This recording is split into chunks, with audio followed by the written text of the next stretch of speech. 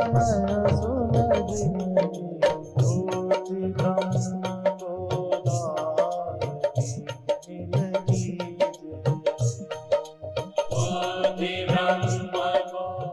श्री राम जय राम जय जय राम।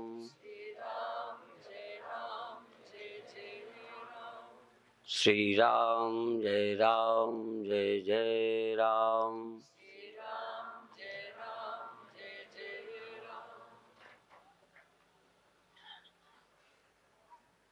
हम लोग उनका भी स्मरण करते हैं जिन्होंने उस सत्य को आत्मसात किया है, या जो उस सत्य में रहकर इस संसार में आकर काम करते रहे। उन तीर्थंकरों को, गुरुओं को, अवतारों को, पीरों को, पैगंबरों को भी हम स्मरण करते हैं। भगवान राम मानव जीवन के एक सुंदर मॉडल है। मनुष्य कैसा बनना चाहिए उसके एक उदाहरण है। भगवान राम धर्म के साक्षात विग्रह है, इसलिए हम उनका नाम लेके कथा शुरू करते हैं। कभी कभी हम भगवान कृष्ण का स्मरण करते हैं इस वंदना से, वसुदेव सुतं देवम कंस चाणूरमर्दनम देवकी परमानंदम कृष्णम वंदे जगद्गुरुम। वसुदेव देवकी के पुत्र, कंस चाणूर आदि राक्षसों के वध करने वाले, बाहरी और भीतरी, और जो जगत गुरु हैं, और सब जगत गुरु शब्द पीछे शुरू हुए हैं। भगवान श्री कृष्ण को जगत गुरु के रूप में, जगत के मार्गदर्शक के रूप में, पथ प्रदर्शक, मनुष्य को कैसे जीना है, समझना है, स्पष्ट होना है, हर परिस्थिति में उसके विषय में भगवान एक हमारे लिए आदर्श हैं। भारतीय लोग प्रभु राम, प्रभु कृष्ण को दो रूपों में देखते हैं। प्रभु राम को आचरणीय मानते हैं, उनके आचरण का अनुकरण करना, और कृष्ण के ज्ञान को, बुद्धि को, सूझबूझ को लेना, ऐसा मानते हैं। क्योंकि कभी कभी अच्छे लोगों ने जो किसी कारणवश काम किए हैं, बुरी प्रकृति के लोग उनके उस अंश को जल्दी पकड़ लेते हैं, पर उनकी गहराई तक जाने की कोशिश नहीं करते। कभी कभी ज्ञानियों में भी किसी देश काल परिस्थिति के कारण जो आचरण रहते हैं, जैसे किसी देश का ज्ञानी मांसाहारी होता रहा है, किसी समय का ज्ञानी योद्धा रहा है, किसी समय का ज्ञानी शाकाहारी रहा है, तो हम उनके उस आचरण अंश को भी जल्दी पकड़ लेते हैं अपनी वासना के कारण। तो कभी कभी कृष्ण की लीला अंश को संसारी लोग जल्दी पकड़ते हैं, जबकि उनके निष्ठा अंश को नहीं पकड़ पाते। जैसा कि कल मैंने कहा था, भगवान ने सूर्य ढाक के छल किया है। भगवान कृष्ण ने युधिष्ठिर से भी उस समय के लाभ और हित को देखते हुए झूठ बुलवाने का प्रयास किया है। तो बहुत उच्च स्तर पर नैतिकता व्यर्थ हो जाती है। नैतिकता सामान्य जीवन का मापदंड है। यदि सामान्य व्यक्ति नैतिक न रहे तो भ्रष्ट हो जाएगा, और बहुत ऊंचाइयों के बाद यदि नैतिक रहे तो बहुत अच्छे कामों से चूक जाएगा। इसलिए बहुत ऊंचे स्तर पर जाकर नैतिक मूल्य उसके लिए कुछ नहीं रहते, वह परिस्थिति की आवश्यकता होते हैं। प्रारंभ में व्यक्ति को यदि अनुशासन न मिले तो भटक जाएगा, पर यदि बहुत उच्च कोटि में, उच्चावस्था में पहुंचे लोगों पर अनुशासन ज्यादा लादा जाए तो जिस लिए वो आए हैं व्यर्थ हो जाएगा। तो भगवान धर्म की स्थापना के लिए आए हैं, सत्य की स्थापना के लिए आए हैं, इसलिए उनका स्मरण भी हम करते हैं। प्रभु राम का, प्रभु कृष्ण का स्मरण करते हुए हम उनके संदेश को देने की कोशिश करते हैं। यद्यपि भगवान कृष्ण का वास्तविक संदेश उपनिषदों से निकला संदेश है, जैसा कि भारत का आम व्यक्ति जानता है। सर्वोपनिषदो गावो दोग्धा गोपाल नंदना, पार्थो वत्सः सुधीर भोक्ता दुग्धम गीतामृतम महत्। गीता क्या है? उपनिषद गायें हैं। उपनिषदों से निकला हुआ दूध सार गीता है। उस उपनिषद सार को दूध के रूप में लाने में उपयोग हुआ है अर्जुन का। अर्जुन पूछता गया, भगवान कृष्ण दूह कर दूध निकालते गए। जैसे बछड़े को न छोड़ें तो गाय दूध नहीं देती, बछड़े को छोड़ते हैं तो गाय अपने अंदर का दूध उतार देती है। ये उपनिषदों का सार यदि कोई प्रश्न करता ना होता तो उपनिषदों का सार बाहर ना आता। तो दूध को बाहर लाने में अर्जुन का बड़ा महत्व है। भगवान कृष्ण दूहने वाले ग्वाल बाल हैं जो गाय को दूहकर उपनिषदों का ज्ञान हमें देते हैं। और उस उपनिषद का सार सुधीर भोक्ता, जैसे उस दूध को मनुष्य पीते हैं जो गाय से निकलता है, इसी तरह से जितना अर्जुन ने पिया सो पिया। सारा दूध बछड़ा नहीं पीता, बाकी दूध तो हम सब के लिए है जो आज गीता है। गीता के 2 श्लोक मंच पर पीछे अंकित हैं। कल जब प्रवचन करके मैं उठ के जाने लगा तब पीछे पढ़ा, कर्मण्येवाधिकारस्ते। इस श्लोक को मैं बोलूं इसके पहले एक शब्द और कह देना चाहता हूं। गीता का महात्म्य, भगवत गीता किंचित धीता। भगवत गीता को कोई थोड़ा भी, किंचित, एक श्लोक सचमुच पढ़ ले, सचमुच स्पष्ट हो जाए तो उसकी यमराज चर्चा नहीं करते। तस्य यमः किम कुरुते चर्चा।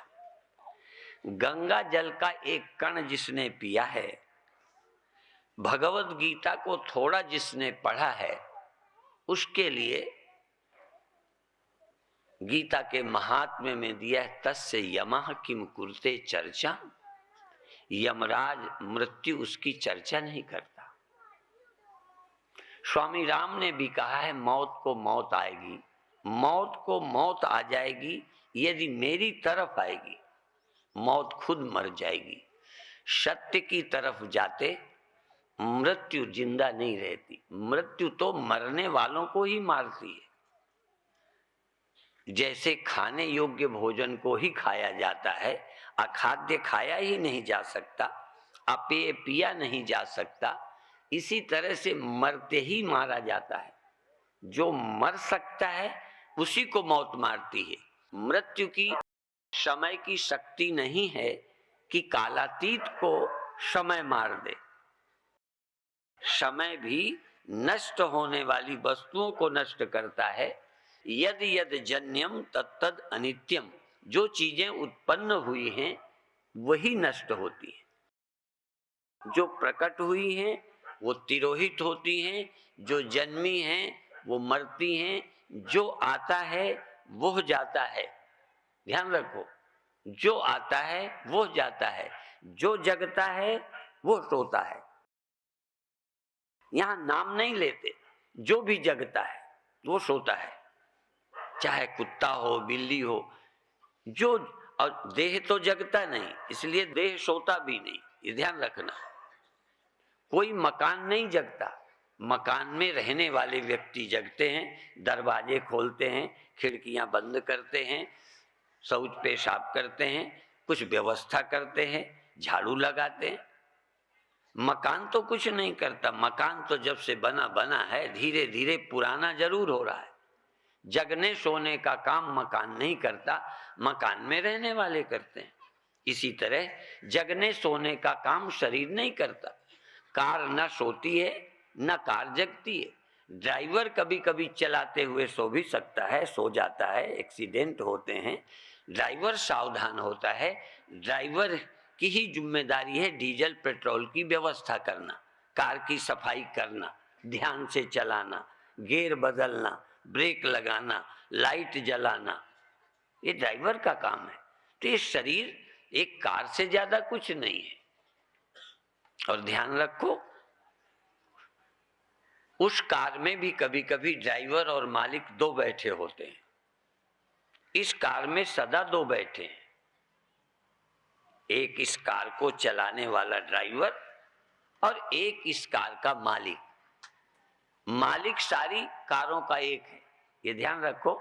यहाँ तो हर कार के मालिक अलग अलग होते हैं, ड्राइवर भी अलग होते हैं, लेकिन जितने ये शरीर रूपी कारें हैं, इन सब कारों का मालिक, जिसने कारें बनाई हैं और सप्लाई की हैं, वो मालिक एक है।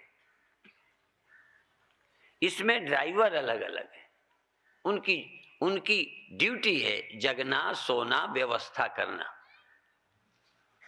और ये भी ध्यान रखो, यूं तो हम प्रारब्धवादी हैं, हम ग्रह विज्ञान आदि को सब मानते हैं, पर एक बात हमने खूब देखी है कि जो मोटरसाइकिल ठीक से चलाई जाती है वो ज़्यादा दिन चलती है, जो लापरवाही से रखी जाती है जल्दी बिगड़ती है।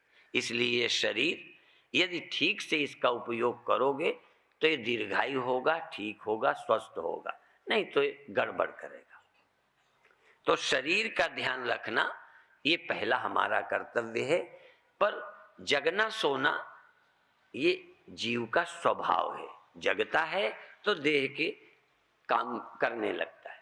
जब आप सोए होते हो तब श्वास तो चलती है, खून तो रक्त की गति, रक्त संचार होता है, हार्ट बीटिंग, हार्ट की गति रहती है, लेकिन तब तुम अपनी बुद्धि से, मन से कोई कर्म नहीं करते हो। ध्यान रखो, विशेष कर्मों का प्रारंभ तभी होता है जब तुम जगे होते हो। बाकी शरीर पड़ा है, सोया और मोया, मरा, लगभग बराबर। पेड़ और मनुष्य सोया बराबर। जब हम सोए होते हैं तो जैसे पेड़ है, पेड़ भी बढ़ता है, सोए सोए बढ़ता है। पेड़ बढ़ता है, फूलता है, फलता है। मनुष्य का शरीर भी बढ़ता रहता है, सोए सोए बढ़ता है, रक्त संचार होता है, भोजन पचता रहता है। वो तुम पर निर्भर नहीं है। यदि भोजन का पचना, शरीर का बढ़ना, हार्ट की गति, रक्त संचार तुम पर निर्भर होता तो बहुत बार अभी तक सब कुछ रुक गया होता। एक बात और ध्यान रखें, फिर भी तुम्हारे भय का, शोक का, दुख का प्रभाव रक्त संचार पर पड़ता है। ये हार्ट अटैक, ब्लड प्रेशर, अन्य कई रोग ये इसलिए होते हैं कि जब तुम इसके भीतर रहने वाले डर जाते हो, दुखी हो जाते हो, तो रक्त का परिवर्तन, रक्त की गति में परिवर्तन आ जाता है, भोजन के पचने का सिस्टम बिगड़ जाता है। इसलिए जितना ही व्यक्ति शांत होगा, निर्मल होगा, उतना ही स्वस्थ होगा। पहले योगियों की पहचान की जाती थी स्वास्थ्य से या दीर्घायु से। कुछ लोगों को छोड़ दो, शंकराचार्य 32 वर्ष की उम्र में ही शरीर छोड़ गए। शंकराचार्य को रोग भी हुआ, रामकृष्ण परमहंस को भी कैंसर हुआ, बड़े बड़े महान संत भी रोगी हुए। लेकिन वो भी रोगी क्यों हुए? कई बार संतों में अति करुणा होती है। आप अपनी बस में चाहे लोभ से ज्यादा सवारी बिठाओ, रद्दी रास्ते में पहुंचाने के लिए चाहे स्वामी जी को ले जाओ, गाड़ी तो प्रभावित होगी। चाहे लोभ लालच से ज्यादा सवारी बिठाओ, तो संत महात्मा करुणा से, प्रेम से अधिक जिम्मेदारियां लेते रहते हैं। आद्य जगत गुरु शंकराचार्य ने दिग्विजय यात्राएं की, धर्म की स्थापना के लिए 4 मठों की स्थापना की, दिन रात एक कर दिए। इतनी उम्र में कितने ग्रंथ लिखे, उतने ग्रंथों को हम पढ़ नहीं पाए, उतने ग्रंथों को हमने आंखों से भी नहीं निकाला। कितने उपनिषदों पर भाष्य किए, दिग्विजय यात्राएं करके मठों की स्थापना की और शास्त्रार्थ द्वारा अपनी बुद्धि कौशल से तमाम मत मतांतरों को परास्त किया और वैदिक मत की स्थापना की। शंकराचार्य का अपना मत नया नहीं है। आचार्य शंकर प्राचीन वैदिक मत को सत्य सिद्ध करके अपने युक्ति, तर्क और बल और तप से सिद्ध करने का प्रयास किया। बहुत अवैदिक मत पूजा कर्म कांड के विरोधी थे, हमारी पूर्व मान्यताओं को पाखंड कहते थे, और उन्होंने अपनी द्वारा सिद्ध किया। मैं भी यद्यपि शास्त्रों का विद्वान नहीं हूं, पर मेरी आस्था पूर्ण शास्त्रों पर है। मैं इसलिए बता दूं, पर मैं तर्क और युक्ति का प्रयोग ज्यादा करता हूं। तो मेरे तर्क, मेरी युक्तियां शास्त्र की बात को सिद्ध करने में हैं, और यह शास्त्र की बात तुम्हारी बुद्धि तक, अनुभव तक आ जाए, इसका प्रयास है। मुझे कोई नया पंथ निर्माण करने की आवश्यकता और इच्छा नहीं है। मैं कोई गुरु बनने नहीं आया हूं। जो गुरुओं ने कहा है उसको स्पष्ट करना चाहता हूं और बड़े बल के साथ करना चाहता हूं। जरा भी मुझे हिचक नहीं है, 1% भी संदेह नहीं है उनकी सत्यता में। मैं फिर एक बात कह दूं, किसी कोने में भी उपनिषद की सत्यता पर मुझे संदेह नहीं है, 1% भी। पर उस सत्य को तुम्हारी बुद्धिगम्य बनाना, तुम्हारे अनुभव में लाना, वो आसान नहीं है। आप भी यदि मेरे साथ चलें, आप भी, कबीर साहब ने एक जगह कहा है, अब कोई चले हमारे साथ, अब कोई चले हमारे साथ, गाड़ी भाड़ा कछु न लागे, सीधा कटा दें पास, अब कोई चले हमारे साथ।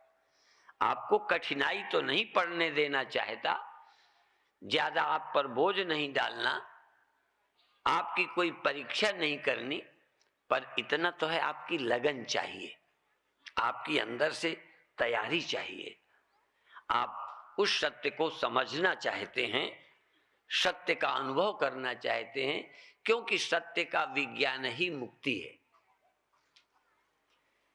ये जितने बंधन हैं, लगभग भारत के सभी ग्रंथ, ये तो कहा ही मानव सोया हुआ है, स्वप्न देख रहा है। रामायण स्वप्न कहती, गीता स्वप्न कहती, अन्य ग्रंथ स्वप्न कहते।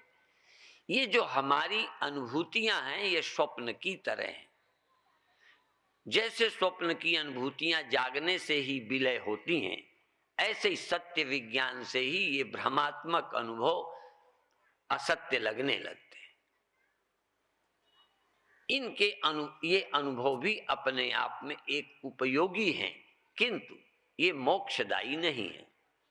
इसलिए 2 विद्याएं कही हैं, परा और अपरा। अपरा विद्या का मतलब है जगत के व्यवहार चलाने वाले ज्ञान, जैसे चिकित्सा, ये एक विज्ञान है। ऐसा नहीं है कि व्यर्थ है। किस दवा से कौन सा रोग जा सकता है, ये एक साइंस है, एक विज्ञान है। इसी तरह से भोजन, कौन सा भोजन करना, कितना करना, ये भी, और किस भोजन का शरीर पर क्या प्रभाव पड़ता है। इसीलिए हमारे यहाँ का जैसा खाए अन्न वैसा बने मन, जैसा पिए पानी वैसे ही बोले बाणी।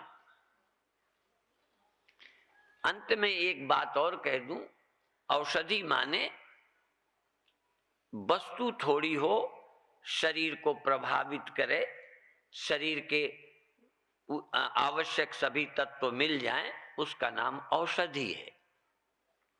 और शरीर को आवश्यक तत्व अधिक चीज से मिले, उसका नाम भोजन है। भोजन भी एक अर्थ में औषधि है, औषधि भी एक अर्थ में भोजन है।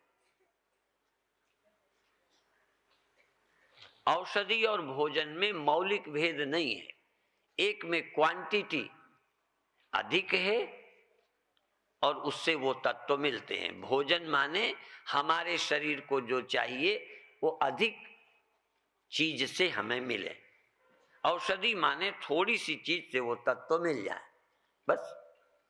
जो लोग भोजन को केवल रसना का स्वाद मान के खाते हैं, वो कायदे से आत्मघाती हैं।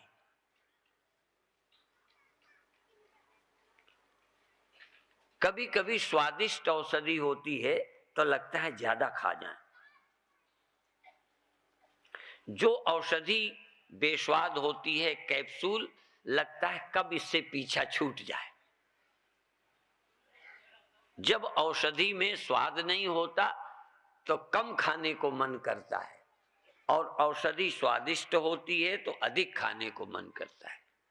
भोजन भी सुस्वाद और अस्वाद होता है। महात्मा गांधी जी ने सुस्वाद भोजन को मना किया है, अस्वाद। स्वादिष्ट भोजन होगा तो ज्यादा हो ही जाएगा। हम इतने अपने को अच्छा मानते हैं, है तो हमारी अज्ञानता ही, हम अपने को बहुत अच्छा मानते हैं, पर फिर भी स्वादिष्ट भोजन हो तो 2-4 ग्रास ज्यादा हो ही जाते हैं। आपके तो नहीं होते। और यदि 2 रोटी की भूख हो और बिल्कुल बेस्वाद हो, नमक न हो, स्वादिष्ट न हो, और कड़वी लौकी की कहीं सब्जी बन जाए, होती है ना कड़वी, घिया तरोई कड़वी आ जाए तो खाई नहीं जाओ। यद्यपि हम साधु होने के नाते हिम्मत जुटाते हैं, बहुत जगह आ जाती है तो चुपचाप खा जाते हैं। हम खा जाते हैं तो जब घर वाले खाते हैं तब बाद में बड़े दुखी होते हैं, पछताते हैं, फिर हमारी प्रशंसा भी करते हैं, कैसे महात्मा है, देखो कड़वी खा गए। तो कभी कभी अपनी साधुता के बचाने के लिए, हाँ, इतना नाटक हम लोग भी कर लेते। जब इतने नाटक आदमी मंच पे करके जनता को खुश करते हैं, तो यदि मेरे थोड़े से खाने पीने से मैं अच्छा लगने लगूं, तुम्हारी श्रद्धा बढ़ जाए, तुम अच्छे रास्ते में चलने को तैयार हो जाओ, तो नाटक भी वो अच्छे होते हैं जिससे समाज को प्रेरणा मिले। जिन अभिनय नाटकों से बच्चे गंदे बनते हों, वो नाटक मंच पे नहीं करने चाहिए। इसीलिए हम खिलाफ हैं ऐसे पिक्चरों के जो बच्चों की जिंदगी खराब करते हैं। आखिर नाटक भी करो तो ऐसे करो। महर्षि अरविंद का यही कहना है। महर्षि अरविंद कहते हैं, लेख लिखो तो ऐसे लिखो जिनको पढ़कर लोगों को प्रेरणा मिले, गाना गाओ तो वो वाले गाओ, खेलो तो ऐसे खेल खेलो, बैठो तो ऐसे आसनों पर बैठो कि देख कर लोगों को प्रेरणा मिले। तो ये जो है नाटक भी करना बुरा नहीं है। कई बार संत पैसा न छूने का भी नाटक करते, नहीं छूते। हम भी बहुत दिन तक नहीं छूते रहे, नहीं छुआ, कोई काम थोड़ी अटकता है, लेकिन न छूने से लोगों को प्रेरणा मिलती है। महात्मा त्यागी हैं, जब ये आनंद से रह सकते हैं तो हम क्यों नहीं रह सकते। साध्वी ऋतंबरा कहती है कि व्यक्ति बड़ा दुखी रहता था, पैर में जूते नहीं थे, बड़ा दुखी रहता था। तो देखा एक आदमी के पैर ठीक नहीं थे, तो हाथों में गिट्टा लिए ऐसे घिसट घिसट चलता था। ये गाड़ी को ठेल ठेल के चलता। एक जगह ऊंचाई थी, चढ़ नहीं रही थी, तो ऊंचक करके किसी तरह देर में उसने अपनी गाड़ी चढ़ाई। जिसके जूते नहीं थे, ये उसको देखकर और इनको देखकर दोनों बड़े प्रेम से देखा और मुस्कुराए। तो जिसके पैर नहीं थे वो बड़ा आनंदित था, शांत था, प्रसन्न था। तो ये देख के कहता है, तुम इतने प्रसन्न क्यों हो? कहते तुम एक दूसरे से पूछते हैं। तो कहते हैं, आज का दिन मेरे लिए आदर्श दिन मिल गया, प्रेरणा का दिन मिल गया। मैं दुखी था कि मेरे पैर पर जूते नहीं हैं। मैं लोगों के पैर के जूते देखकर, सुंदर सुंदर चमकीले देखकर दुखी रहता था कि मैं कितना पीछे हूं कि मेरे पैर पर जूते नहीं। पर मैं आज इसलिए खुश हूं कि तुम मेरे से ज्यादा प्रसन्न हो, तुम्हारे तो पैर भी नहीं है। मनुष्य के सोचने का ढंग, हम दुखी व्यर्थ की बातों में होते हैं। कष्ट उतना कष्ट नहीं देता जितना दूसरे को देख के तकलीफ होती है। यदि हम देखना ही है तो हम उदाहरण दिया करते हैं। बीरबल ने सुना, अकबर ने एक कोई लाइन खींची हुई थी और वो बीरबल से कहते हैं कि क्या इसको बिना मिटाए तुम छोटी कर सकते हो? बीरबल ने कहा, हाँ, इसको बिना मिटाए छोटी कर सकता हूं। कह कर दो। तो उन्होंने उस लाइन को बिल्कुल नहीं छेड़ा, दूसरी लाइन उससे बड़ी खींच दी, तो छोटी हो गई। बिना उसको मिटाए छोटी कर दिया। तो किसी बड़े आदमी को छोटा करने का बड़ा सरल गणित है। तुम्हारी बिल्डिंग के पास अच्छी बिल्डिंग बना दो, तुम बेकार हो गए। मैं हंसी में कहना चाहूं, व्यंग में, तो तुम्हारी नानी मर गई, तुम्हारा बड़प्पन गया, तुम्हारी खुशी गई। तुम्हारी खुशी को हटाने में देर क्या लगती है? हम वहां खड़े हैं, उन नासमझों की लाइन पे खड़े हैं कि हमको दुखी करने में हमको बिना छेड़े लोग दुखी कर सकते हैं। यदि हम बुद्धिमान होते तो हम ये चुनौती करते कि हमें तुम दुखी करके दिखाओ, हमें छोटा करके दिखा दो। जो किसी धन पे नहीं खड़ा, जो अपने आप में धन को जोड़ता नहीं, प्लस और माइनस कुछ भी नहीं, उसको कौन बड़ा करेगा, कौन छोटा करेगा? भगवान राम को वनवास दे दो या गद्दी दे दो, तिलक कर दो। राम न बड़े होते हैं न छोटे होते हैं। प्रसन्नताम या नगताभिषेकतस तथा न ममलौ वनवास दुःखतः मुखाम्बुज श्री रघुनंदन से में सदा तुषा मंजुल मंगल प्रदा। राम राज्य आने से बढ़ते नहीं। यदि राज्य मिलने से बढ़ते तो राम कुछ भी नहीं है। राम की कोई वैल्यू नहीं, पद की वैल्यू हो गई। पद से राम बड़े हो गए। जो राम पद से बड़े होते, वो पद के जाने पर राम छोटे हो जाते। राम इसलिए राम हैं कि उनको कोई बड़ा नहीं कर सकता, उनको कोई छोटा नहीं कर सकता, क्योंकि वो स्वयं हैं। अस्तित्व को बढ़ाने की ताकत किसी में नहीं। मिट्टी को आप घड़ा बना दो तो मिट्टी उतनी, घड़ा फोड़ दो तो मिट्टी उतनी। मिट्टी को बढ़ाने का कोई उपाय नहीं है।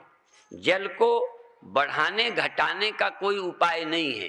कितनी नदियां मानसून बन करके, बादल बन के बरस जाएं, सागर उतना ही। कितनी नदियां मिल जाएं, सागर उतना ही।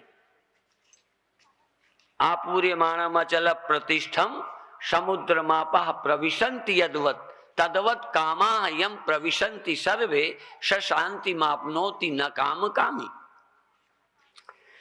तो अब मैं पीछे के श्लोक पर जाता हूं। कर्मण्येवाधिकारस्ते, कर्म में अधिकार हो। ये श्लोक ज्ञानियों पर ही घटित होता है। ये अज्ञानियों का श्लोक नहीं है। जो स्थित प्रज्ञ हैं, ज्ञानी हैं, जागृत हैं, उनका है।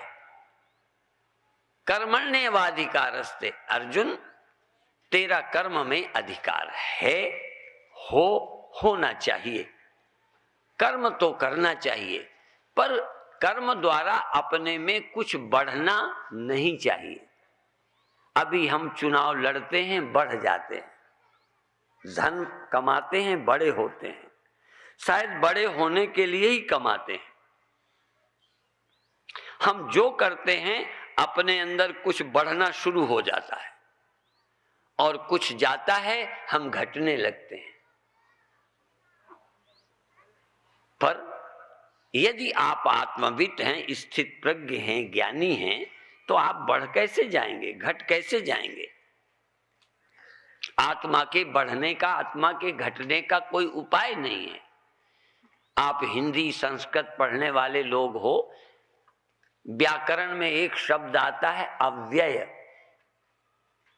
अव्यय, अब अव्यय शब्द है कि अव्यय कुछ होता है? जरा आप अपने जीवन के अनुभव में देखो, अव्यय नाम की कोई वस्तु है जिसका व्यय नहीं होता? धन का व्यय होता है, शक्ति का व्यय होता है, एनर्जी, बिजली डिस्चार्ज हो जाती है, माइक चलाएं तो बिजली खर्च होती है, सब कुछ व्यय होता है। अव्यय क्या है? तो अव्यय है परमात्मा, अव्यय है आत्मा। यदि अव्यय आप हो तो फिर खतरा नहीं है, फिर भय नहीं है, फिर डर नहीं है। आपका सुख भी व्यय होता है और व्यय नहीं होता, सुख में वृद्धि भी होती है। सुख आता है, सुख जाता है, मिलता है, बिछुड़ता है, बढ़ता है, घटता है। बड़प्पन भी बढ़ता और घटता है। राम का बड़प्पन बढ़ता घटता नहीं है। राम का सुख बढ़ता घटता नहीं है। इसीलिए संत विनोबा जी ने बहुत कहीं कहीं साहित्यिक दृष्टि से दोष बताया। वो कहते हैं यहां पर श्लोक में लिखना चाहिए था प्रहष्टताम या नगताभिषेकता। राम हर्ष को प्राप्त नहीं हुए। हर्ष को, हर्ष होता है कुछ पाने से, राम को हर्ष नहीं हुआ और राम को कुछ जाने का विषाद नहीं हुआ। राम तो सदा ही प्रसन्न, प्रसन्न चित्त। हर्ष संयोग है, हर्ष किसी उपलब्धि का नाम है, विषाद कुछ उपलब्धि के चले जाने का नाम है।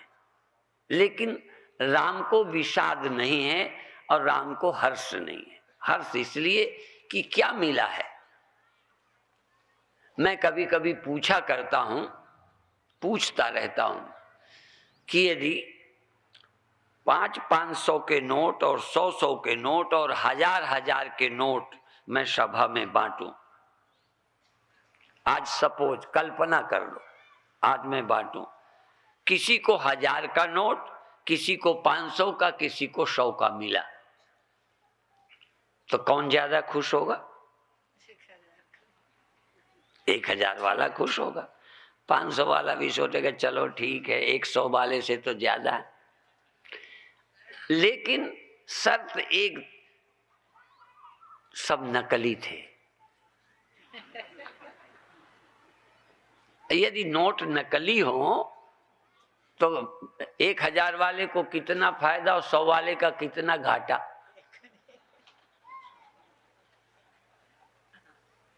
जिस दिन हम ये जान जाएंगे कि ये जो वस्तु है ये वास्तविक नहीं है, सिर्फ प्रतीति है, इसका कोई वैल्यू नहीं है, उस दिन हर्ष और विषाद, लाभ हानि, जय पराजय, जो गीता का सिद्धांत है, वो आपके जीवन में आएगा। और तब लाभ क्या? इसीलिए लाभ क्या? यम लब्ध्वा चा परम लाभम मन्यते नाधिकम तथा। लाभ है तो केवल आत्म लाभ, सत्य लाभ, ब्रह्म लाभ, प्रभु की प्राप्ति ही परम लाभ है, जिसमें हानि नहीं है और सब लाभ हानि में बदलते हैं। जहां बचते हैं नक्कारे वहां मातम भी होता है।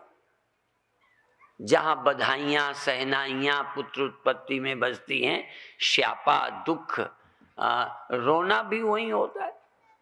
जहां शरीर मिलता है मृत्यु वहीं होती है। इसलिए काये कृतांतात् भयम, नीति का वचन है, काये कृतांतात् भयम, शरीर में मृत्यु का भय है। शरीर ना हो तो मृत्यु का भय नहीं है। अब जिसको तुम पाल रहे हो ना, समझो मौत को बुला रहे हो। एक कौवा मांस का टुकड़ा लेके भागा, चील ने देख लिया, चील उसके पीछे पड़ गई। बाज जिसको बोलते हो, बाज उसके पीछे, कौवा भागा भागा फिरे, भागा भागा उस मांस को लिए। जब आखिर में उसकी जान बचने की स्थिति न रही तो उसके पंजों से मांस छूट गया। कौवे के पंजों से मांस छूटा, बाज तुरंत मांस की ओर चला गया, कौवे का पीछा छोड़ दिया। आप जानते हो, आप भी एक मांस लिए फिरते हो, आप मांस लिए फिरते हो। मौत बाज की तरह तुम्हारे पीछे, तुम कहीं चले जाओ, शरीर लेके चंद्रलोक चले जाओ, बंबई कलकत्ता चले जाओ, हरिद्वार चले जाओ, कहीं चले जाओ, मौत पहुंच जाएगी। जहां ये मांस लिए जाओगे तहां मृत्यु पहुंच जाएगी। इस मांस को छोड़ जाओ, मौत पहुंच जाए तो बताना मेरे को। इस मांस को, मरने वाले देह का त्याग करो। इसलिए देहाभिमानात् यत् पापम, मैं देह हूं, इस अहम भाव से जो पाप लगता है वो करोड़ों गायों के मारे जाने से भी नहीं लगता। सबसे बड़ा पाप है देहोहम, मैं देह हूं। सब पापों की जड़ है। एक भी पाप का नाम बताओ जो मैं देह हूं से नहीं जन्मा। मैं देह हूं, ये मेरा पुत्र है, ठगी किसके लिए की? देखो, पाप की जड़ बताता हूं। यदि आप देह नहीं हो, ये केंद्र नहीं है, ये सेंटर नहीं है, तो मेरा नहीं बन सकता। मैं के आधार पर मेरा बनता है। जब मैं सेंटर बनेगा तो ये मेरे हैं। फिर मेरे के लिए मैंने चोरी की, मेरे के लिए मैंने ठगी की। जितने पाप का जन्म हुआ है मेरे लिए, मैंने अपनों के लिए किया है। यदि आपका मैं और मेरा दो सेंटर नहीं है, सेंटर नहीं, मेरा टूट गया, केंद्र टूटा, परिधि टूट गई। ये है, स्वामी राम ने कहा है, अधिकतर लोग लट्टू की तरह होते हैं। वो जो बच्चे ऐसे चक्री घुमाते ना, अधिकतर मनुष्य का सेंटर ये देह है। कुछ लोग घोड़े की तरह हैं, कुछ तेली के बैल की तरह, कुछ अपने मैं में ही घूमते हैं। कई विदेशी लोगों का सेंटर देह है, अपने लिए जीते हैं, अपने लिए कमाते हैं, वो उन्हें और किसी की परवाह नहीं। रुपया इकट्ठा हुआ, कहीं घूमते हैं। हर 5 दिन के बाद अमेरिका के लोग 2 दिन घूमने निकल जाते हैं। 5 दिन कमाया, 2 दिन घूमने में खर्चा, फिर 5 दिन कमाया। वो कोई नाती पोतों के लिए नहीं सोचते, ज्यादा जोड़ते नहीं है। मैंने तो सुना है कई जगह, कई मुल्कों में अगले सप्ताह के लिए उनके पास पैसे नहीं बचते। हम लोगों ने तो अगली पीढ़ी के लिए भी सोचा है। हमारे नाती पोतों का क्या होगा हम सोचते हैं, वो अगले सप्ताह के लिए नहीं सोचते। कई जगह, कई देशों में हर महीने नहीं, हर सप्ताह वेतन बढ़ता है, हर सप्ताह। क्योंकि अगले सप्ताह क्या करेंगे? वो इतना मौज से जीते हैं। उनकी जिंदगी लट्टू की तरह है, देह में केंद्रित है। हमारी तेली के बैल की तरह है, थोड़ा दूर से घूमते हैं, परिवार के लिए मरते हैं। वो अपने लिए स्वस्थ शरीर रहे, मौज से रहे। नींद में बाधा भी लड़का नहीं बनना चाहिए। पति भी मेरी आजादी में बाधा बने तो रिजेक्ट। मेरे सुख में कोई बाधा नहीं बने। किसी की श्वास भी बजेगी तो गड़बड़ है मामला।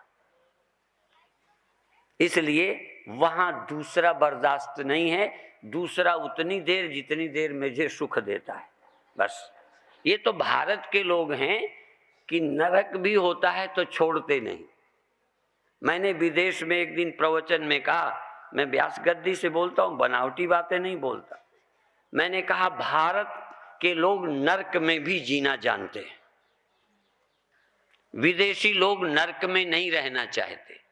जरा नरक हुआ कि जगह बदल दी, पत्नी बदल दी, पति बदल दिया, सब कुछ बदल डालते हैं, काम भी बदल देते हैं, जगहें बदल देते हैं।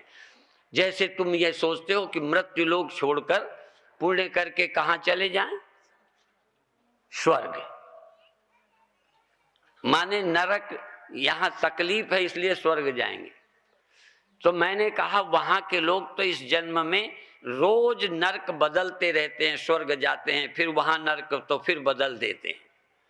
तो मैंने कहा भारत के लोग नरक में जीते हैं। तो एक बार वो बड़े खुश हुए विदेशी, तो मैंने थोड़ा अर्थ बदल दिया।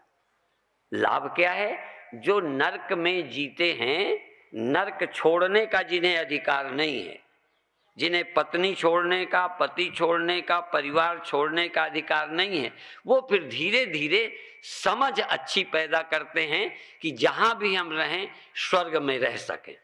हम स्वर्ग बनाएं, स्वर्ग में जाएं नहीं। जिन्हें स्वर्ग बनाना नहीं आता वो स्वर्ग जाते हैं। हम नरक में भी ऐसे रहें कि नरक नरक न रहे। तो अपने को बदलें। हम अपने को बदलेंगे तो नरक नरक नहीं रहेगा। नजरें बदल गईं तो नजारे बदल गए, किश्ती का रुख बदला तो किनारे बदल गए। इसलिए हम लोग पत्नी छोड़कर, बाप को छोड़कर स्वर्ग चले जाएं। आज भारत में भी उसी स्वर्ग की तलाश शुरू हो गई है। बच्चे माँ बाप को छोड़ देना पसंद करते हैं, क्योंकि माँ बाप के पास रहना नरक है। हमारी आजादी में बाप बाधा है। हम जैसा जीना चाहते हैं बाप नहीं जीने देता, या फिर बाप को आजादी से नहीं रहने देते बच्चे। तो पहले के लोग छोड़ते नहीं थे, कहीं ना कहीं रास्ता निकालते थे समझ का। हमको भी देह छोड़कर अमर होने का, आत्महत्या करके नहीं जाना। हमको इस देह में रहकर सोचना है हम कौन हैं। लोग तो सोचते मर जाएंगे बस मोक्ष मिल जाएगा। हम लोग नहीं मानते कि मर जाओगे तो मोक्ष मिलेगा। उन्हें मर जाने पर भी मोक्ष नहीं मिलता जिनकी समझ विकसित नहीं है। हम लोग ये मानते हैं कि मृत्यु से पार होना यही संभव है। यही मृत्यु किसकी होती है, दुख किसे होते हैं, मैं हूं कौन, इससे मेरा क्या संबंध है, इसका विचार करें। मैं क्यों रोता हूं, क्यों दुखी हूं। तो परिवार छोड़ देना ये लक्ष्य नहीं है। देश छोड़ देना, घर बार छोड़ देना लक्ष्य नहीं है। इसलिए नवें गुरु जी ने कहा है, सिख समाज के नवें गुरु गुरु तेग बहादुर जी महाराज, काहे रे बन खोजन जाई, सर्व निवासी सदा आले पातोई संग समाई। ऊप मध्य ज्यों बास बसत है, मुकर मध्य जस छाई, तैसे ही हरि बसे निरंतर, घटई खोजो भाई। बाहर भीतर एको जानो, ये गुरु ज्ञान बताई। परमात्मा वहां रहता है, यहां नहीं रहता। परमात्मा हमारे देश को, हमारे घर को, भंडारा को छोड़ गया है, मेरे को छोड़ के रहता है। एक तरफ हिंदू कहता है परमात्मा सब जगह रहता है। देखो, मैं भी उसी हिंदू समाज में जन्मा हूं, उसका मैं शिकार रहा हूं। हम गांव में रहे, जब भी लोगों ने कहा उसकी जैसी मर्जी, ऐसे करते उसकी जैसी मर्जी।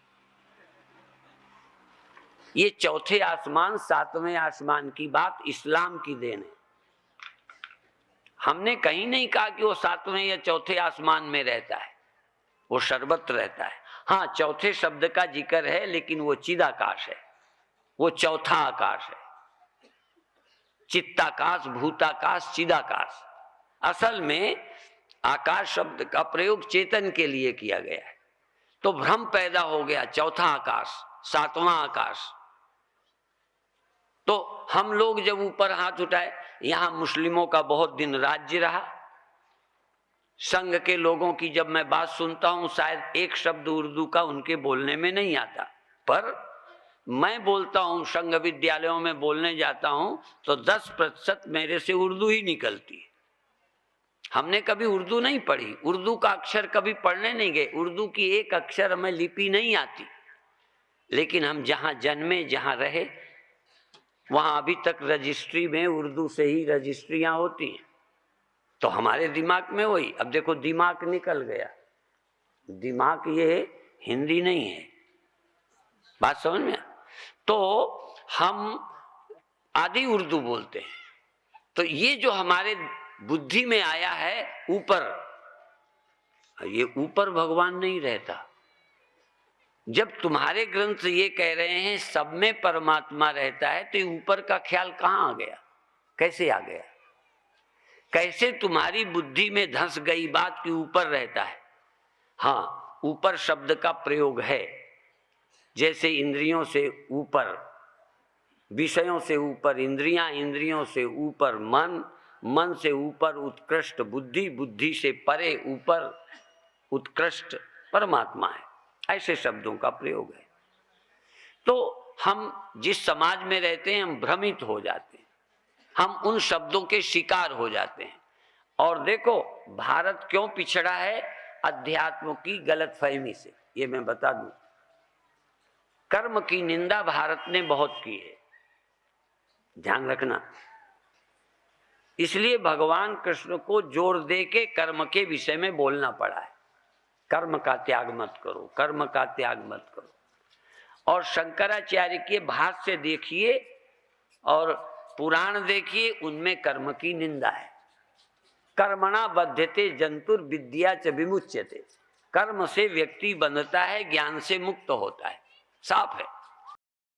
और भगवान ने कहा है कि फलाशक्तो निबध्यते, और भगवान ने कहा देखो मैं काम करता हूं, खुद का मैं काम करता हूं। क्यों उदाहरण दे रहे हैं?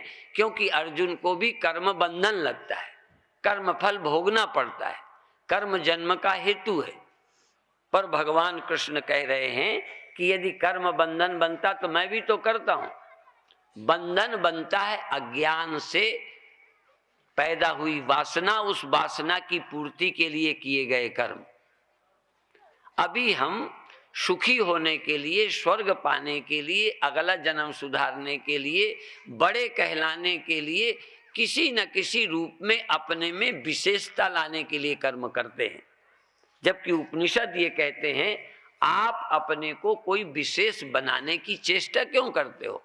आप में कोई विशेषता आ नहीं, तेरा कर्म में ही अधिकार है, अधिकार होवे, अधिकार होना चाहिए, फल में तुझे नहीं होना चाहिए, फल की ओर ध्यान नहीं देना चाहिए, फल की तुझे जरूरत नहीं होना चाहिए। क्या कमी है जिसके लिए तू कर्म करेगा? क्या कमी है जिसके लिए तू चाह रहा है? कहीं ना कहीं तू अज्ञानी है। और यदि तू कर्म करता है बचने के लिए, तो कुछ भी कर ले, छिप जा, तू कमरे के अंदर बैठ जा, मर जाएगा, कहीं जाके देख ले। तो आखिर भागना क्यों? भागना भी एक कर्म है। तो भागने से मरने से बच जाएगा क्या? तू बुढ़ापे से बच जाएगा क्या? तू परिवर्तन से बच जाएगा क्या? तो क्यों भागता है? क्या करता है? चोरी क्यों करता है? पाप क्यों करता है?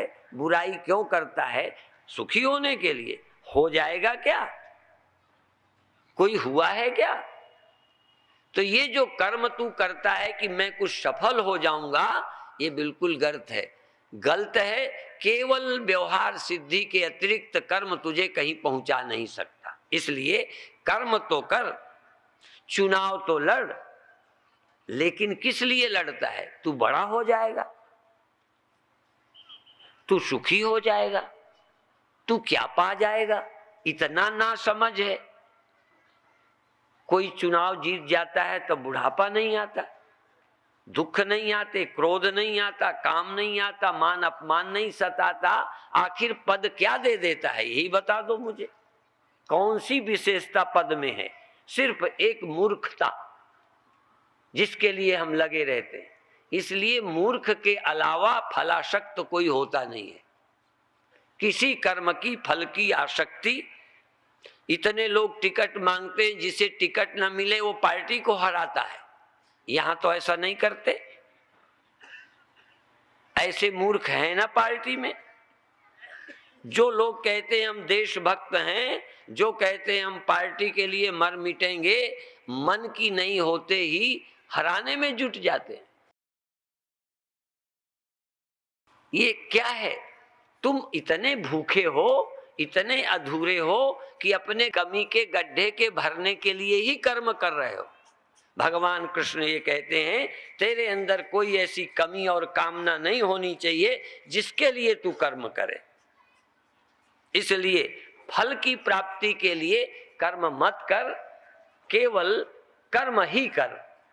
कर्म में अधिकार हो, कुछ पाने में तेरी सोच ही ना हो, पाने के लिए कर्म ही ना कर।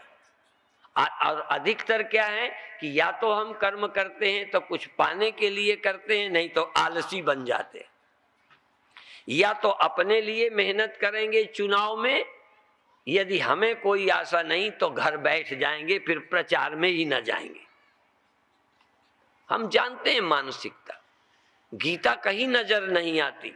गीता हमारे प्राणों में नहीं है, गीता हमारे खून में नहीं है, गीता हमारे जीवन में नहीं है। पर भगवान कृष्ण कहते हैं, मैं गीता के बल से, गीता के ज्ञान के बल से मैं सारी धरती का पालन करता हूं। ये सारे विश्व का पालन करते हुए मैं निश्चिंत हूं, इसलिए कि मेरे अंदर गीता है। यदि तुम्हारे जीवन में भी गीता हो तो सब काम करते हुए तुम निर्द्वंद और निश्चिंत रह सकते हो। इसलिए कर्मण्येवाधिकारस्ते मां फलेषु कदाचन मां कर्म फल हेतु भू। तू कर्म के फल का हेतु ही ना हो, ये है। क्यों? माते संगोत्स अकर्मणि। फल का हेतु भी ना हो और अकर्मण्य भी ना हो। ओखली के भीतर और चोट के बाहर। ओखली के भीतर कर्म कर और फल की जरूरत नहीं। ऐसा आदमी ढूंढना, इस धरती पर ऐसा व्यक्ति ढूंढना जिसको फल नहीं चाहिए और कर्म करता हो। यदि मेरी दृष्टि से कोई पूछे तो मुझे लगता है गीता का पैदा किया मनुष्य होना चाहिए। ये मनुष्य के खून से पैदा हुए मनुष्य दो कौड़ी के हैं। गीता जिसको पैदा करेगी वही मनुष्य इस सृष्टि के काम का होगा। गीता हमें जन्म दे, गीता हमें भाव दे, गीता हमें दृष्टि दे, गीता हमें सोच दे। हम गीता के अनुसार जिएं।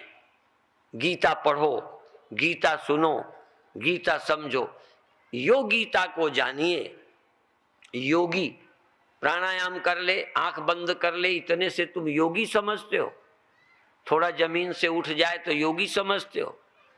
भगवान कृष्ण की गीता के विषय में योगी, योगी ताको जानिए जो गीता को जान। जो गीता को समझता है, गीता का राज स्पष्ट है, उसे योगी समझो। योगी ता ही न जानिए जो गीता ही न जान। जो गीता ही नहीं समझता उस किस बात का योगी है? इसलिए योगी राज कृष्ण। आर्य समाज भगवान कृष्ण को भगवान कृष्ण नहीं बोलते, योगी राज कृष्ण बोलते। यदि योगियों में कोई, अब आजकल राज योगी थोड़ा ध्यान लगा लेते हैं, आंख बंद कर लेते हैं, उजाला देख लेते हैं, योगी राज हो जाते हैं। हाँ, योगी राज वो होता है जो नाच में, कूद में, युद्ध में, हर परिस्थिति में, भगने में, खेलने में, लड़ने में, छिपने में, हर फन मौला, जो किसी कंडीशन में बंधा नहीं है, अनकंडीशनल लाइफ। भगवान कृष्ण योगी राज है। योगी राज निश्चिंत, निर्द्वंद। इसीलिए संपूर्ण गीता में इस बात की ध्वनि है कि लाभा लाभौ जया जयऊ। अब देखो अपनी खोपड़ियों को जरा देखो, गीता और तुम्हारी खोपड़ी का कहीं तालमेल है? नहीं।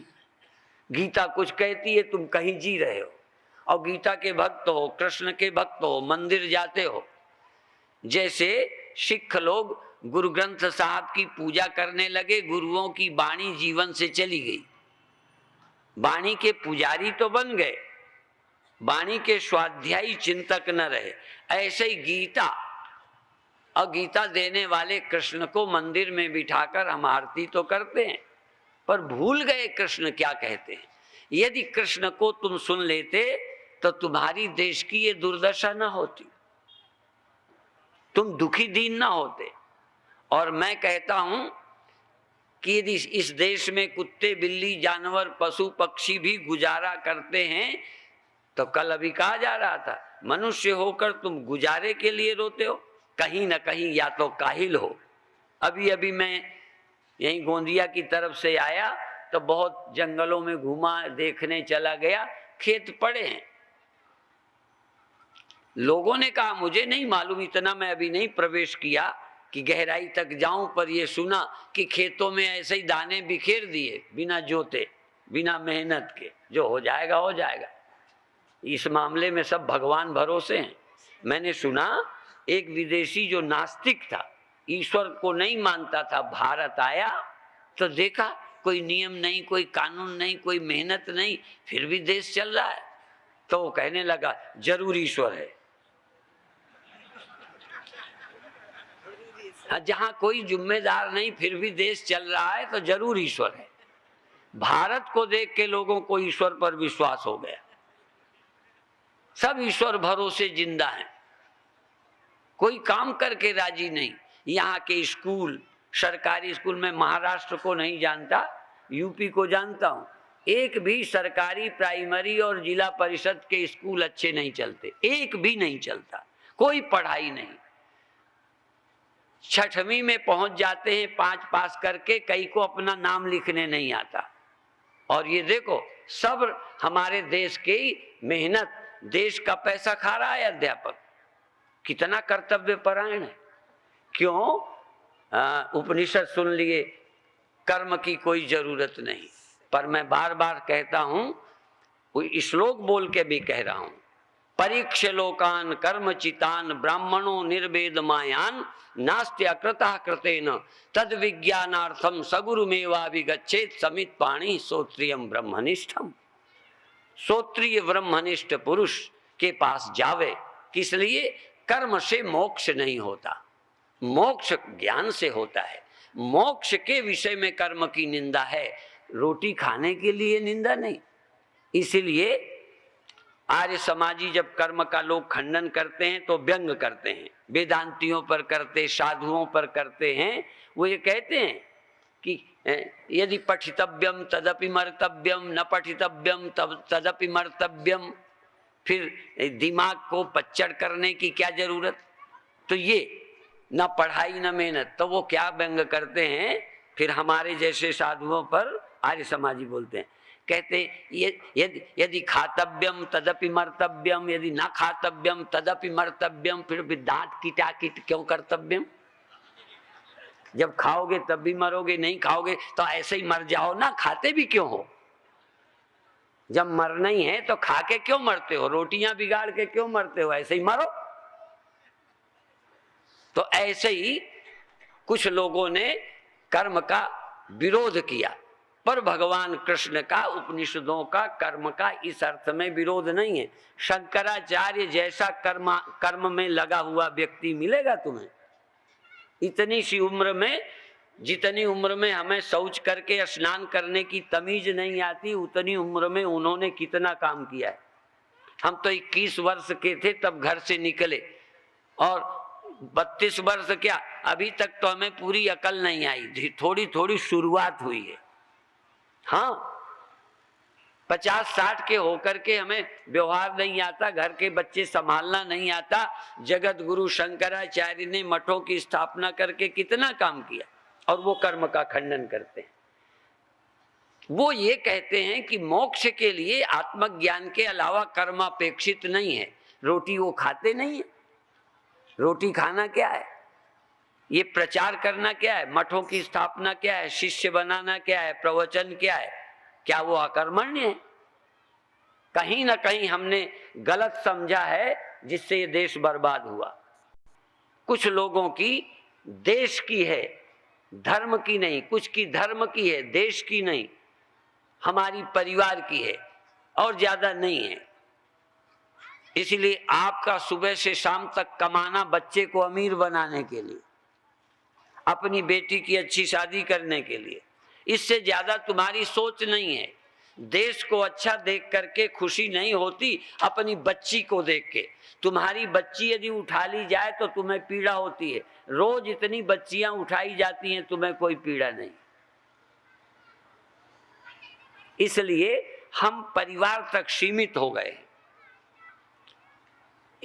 तो हमको व्यक्ति के बाद परिवार, परिवार के बाद गांव, गांव के बाद जिला, जिला के बाद देश, और देश के बाद विश्व, और विश्व के बाद आत्मा।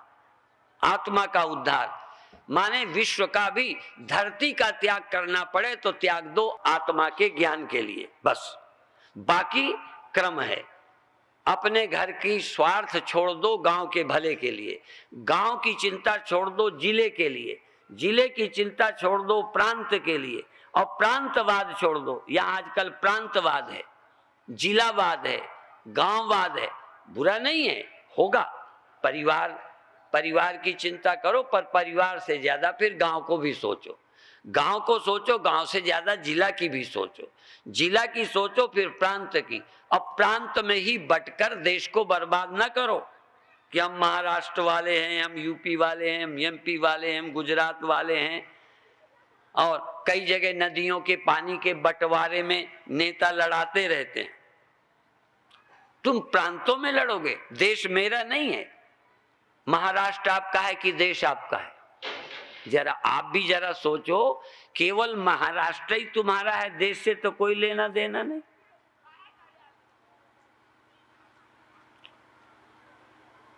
इस तरह से हमारा देश पूरा है, और अंत में पूरा देश ही नहीं, लेकिन तुम विश्व धर्म की बात पहले करते हो, विश्व में शांति हो, विश्व का कल्याण हो। अभी गांव का तो हो नहीं रहा, विश्व कल्याण की बातें कर देते हो, एकदम उड़ जाते हो, ऊंची बात करते हो, ठिकाना जरा भी नहीं। विश्व शांति हो, अभी तो महाराष्ट्र शांति नहीं है।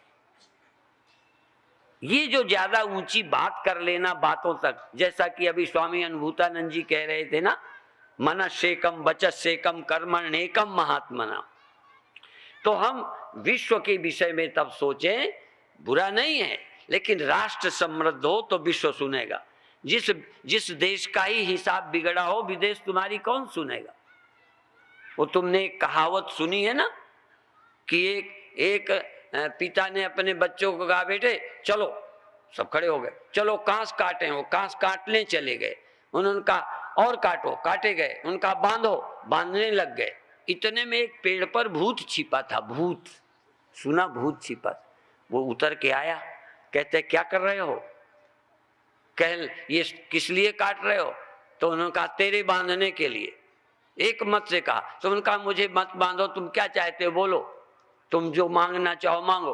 तो उन्होंने सोना वोना मांग लिया, तो खूब भूत ने सोना दे दिया। अब ये बात जब आए, घर बदल गया, सोना खूब आ गया। लोगों को पता चला ये कांस काटने गए थे और ऐसी घटना घटी तो भूत ने दे दिया। तो दूसरे पड़ोसियों ने सोचा कि अपन भी चलते हैं। ये कहानी हमने प्राइमरी में पढ़ी। अब वो दूसरे भी गए तो कहता है ए काटो, कहता है अभी मैं पेशाब कर लूं फिर काटूंगा। एक कहता है अभी और काटो, कहते हैं बस इतना बहुत है। उनका बांधो, कहते हैं अभी अभी तो शुरू किया, क्यों बांधे, और अभी काटेंगे। तो थोड़ी देर में भूत आया, कहता है क्या कर रहे हो? कहें तुम्हारे बांधने के लिए। तो वो भूत कहता है पहले अपना घर बांध लो फिर मुझे बांधना। देश के भले के लिए तुम तो चार आदमी इकट्ठे नहीं हो, विश्व कल्याण की बातें करते हो। जिस दिन भारत एक मत हो जाएगा तुम विश्व के गुरु हो जाओगे। तुम में विश्व गुरु बनने की क्षमता है, पर तुम्हारे को जातियों में, पार्टियों में, मजहबों में बांटकर लड़ा दिया गया है। जो तुम कर सकते हो नहीं कर पा रहे। इसलिए देश का भला और विश्व का भला तुम कर सकते हो, पर एक बात की, जातियों में हम नहीं बटेंगे, पार्टियों में हम नहीं बटेंगे। राष्ट्रहित और आत्म उद्धार दो हमारे जीवन के लक्ष्य हैं। हम आत्म उद्धार करेंगे और देश का भला करेंगे, और कुछ हमारी इच्छा नहीं। हम किसी पार्टी में रुचि नहीं रखते, किसी जाति में हमारी रुचि नहीं, किसी मजहब में नहीं। हमारा दो है, एक परमात्मा का विज्ञान और स्वस्थ शरीर और अच्छे काम करना। बस अच्छे काम करना, मुझे क्या लेना, मुझे स्वर्ग नहीं जाना। हाँ, प्रहलाद स्वर्ग के द्वार से लौट आए, स्वर्ग जाने का आया, कह मैं नहीं जाता, मेरी माता यहाँ, मेरे पिता यहाँ, मेरे दोस्त यहाँ, मैं स्वर्ग में क्या करूंगा। जब तक सब नहीं जाए मैं अकेला जाने को तैयार नहीं। यहाँ तो अकेले अकेले तुमको नंबर आ जाए, विदेश का पासपोर्ट बनता हो, वीजा ईजा बनता हो, तो यहाँ के दस्तावेज भी दे दोगे। अपने स्वार्थ के लिए तुम देश को बेच सकते हो। इसलिए मैं कहता हूं कि हम स्वार्थ ही नहीं, हम बिकें क्यों। हम विश्व के विरोधी नहीं हैं, विश्व की शांति के लिए हम सोचेंगे। ये लोग जो आते हैं, ये बार बार वहां कहते हैं कि आपको विदेश में बड़ी जरूरत है, ये कहते हैं विदेश में जरूरत है। तो आपसे इतना ही निवेदन कि कर्म किस लिए करते हो, कर्म से क्या कर लोगे, शरीर बचा लोगे कि घर बचा लोगे, क्या बचाते हो। जो बचे रहने वाला सत्य, उसका विज्ञान करके निर्भय होकर के देश के समाज के काम में लगो।